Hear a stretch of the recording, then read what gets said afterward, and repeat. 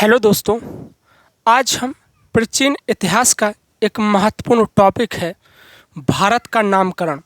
इसके बारे में आपको कुछ जानकारियां देंगे कि भारत को प्राचीन काल में किन किन नामों से जाना जाता था और इसका नाम कैसे भारत पड़ा है और अभी वर्तमान में इसके कौन कौन से नाम हैं और भारतीय संविधान में भारत के किन किन नामों का उल्लेख किया गया है।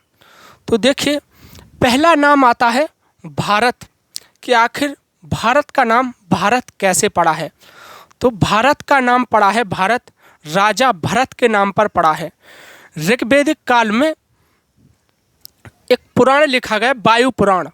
वायु पुराण से हमें राजा भरत के बारे में जानकारी मिलती है। राजा भरत से ही इसका नाम भारत पड़ा है। राजा भरत दुष्यंत और शकुंतला के क्या थे? पुत्र थे। उन्हीं के नाम पर भारत का नाम भारत पड़ा है।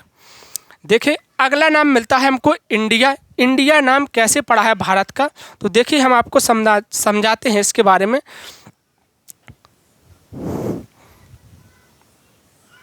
देखिए, जो इंडिया का पश्चिम वाला हिस्सा है, यहाँ से क्या है? सिंधु नदी बहती है। यह क्या है? सिंधु नदी बहती है पश्चिम वाले हिस्से से। सिंधु नदी को इंग्लिश में क्या कहते हैं? तो इसे बोलते हैं इंडकस। क्या बोलते हैं? इंडकस बोलते हैं सिंधु नदी को इंग्लिश में।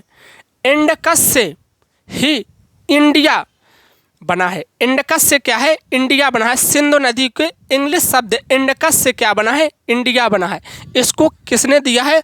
तो इस नाम को दिया है यूनानियों ने। किसने दिया है? यूनानियों ने। भारत के प्राचीन काल से ही क्या थे? पश्चिमित जितने भी देश हैं, यूरोपीय देश और मिस्र जैसे देश हैं, ईरान है, फारस है, इनसे जितने भी जो देश हैं यूरोपीय, इनसे प्राचीन काल से क्या थे? व्यापारिक संबंध थे भारत के। उन्हीं जब भारत से व्यापार होते थे, वे भारत आते थे, तो भारत आते समय पश्चिम में उन्हें सिंधु नदी मिलती थी। सिंधु नदी मिलती थी। इस सिंधु नदी को वे क्या बोलते थे? इंग्लिश इंडकस। इंडकस से ही क्या है? इंडिया नाम पड़ा है। जैसा मैंने आपको बताया है कि इंडकस से ये यूनानियों की देन है इंडिया नाम। चलिए, अब अगले नाम के बारे में बात करते हैं। अगला है आर्यवर्त। आर्यवर्त नाम कैसे पड़ा है?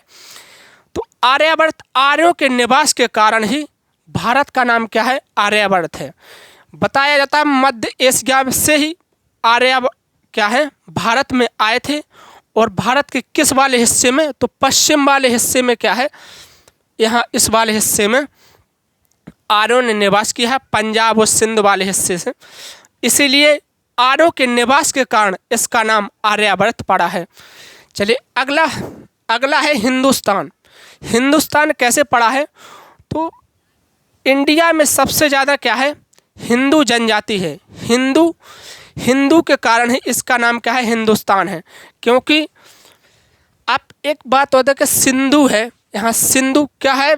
जो यूनानी है और जो यूरोपीय देश हैं वो क्या है? भारत से जितने भी संलग्न देश हैं वो सा को क्या है? हा पढ़ते हैं। सा को हा पढ़ते हैं। इसलिए सिंधु की जगह क्या बोलते थे? हिंदू बोलते थे। हिंदू से ही हिंदुस्तान शब्द बना है। इसलिए इंडिया को एक नया नाम हिंदुस्तान के नाम से भी जाना जाता है। अगला है जम्बूद्वीप। जम्बूद्वीप क्या है? जम्बूद्वीप भारत का एक प्राचीन नाम है। जम्बूद्वीप के नाम से जाना जाता है। तो जम्बू मतलब जामुन का देश। इसे क्या बोलते हैं? जामुन शब्द से ही जम्बूद्वीप बना है। जामुन वृक्ष होता है एक। जामुन के वृक्ष के भारत में अत्यधिक होने के कारण से इसे क्या है? जम्बूद्वीप के नाम से भी भारत को जाना जाता है। देखिए, अगला है भारतवर्ष। भारत वर्ष का भी उल्लेख है। इसका उल्लेख मिलता है हमें किसे? हाथी गुफा अभिलेख से मिलता है। खारवेल का क्या है? हाथी गुफा अभिलेख। उसमें भारत का नाम क्या है? भारतवर्ष मिलता है। चलिए, अगला है हिमवर्ष। भारत का एक नया नाम हिमवर्ष के नाम से भी प्राचीन में जाना जाता था। भारत हिमवर्ष, क्योंकि उत्तर में आप देखें हिमालय है, हिमालय से ही हिमवर्ष बना है, इसलिए भारत को हिमवर्ष के नाम से भी जाना जाता है।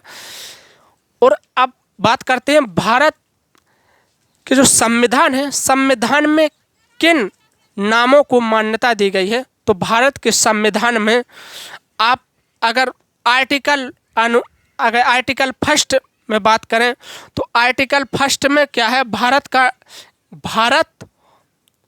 और एक नाम और इंडिया, यार क्या है इंडिया, दो नामों का उल्लेख किया गया है अनुच्छेद फर्स्ट में। क्या है, भारत और इंडिया शब्द का प्रयोग किया गया है।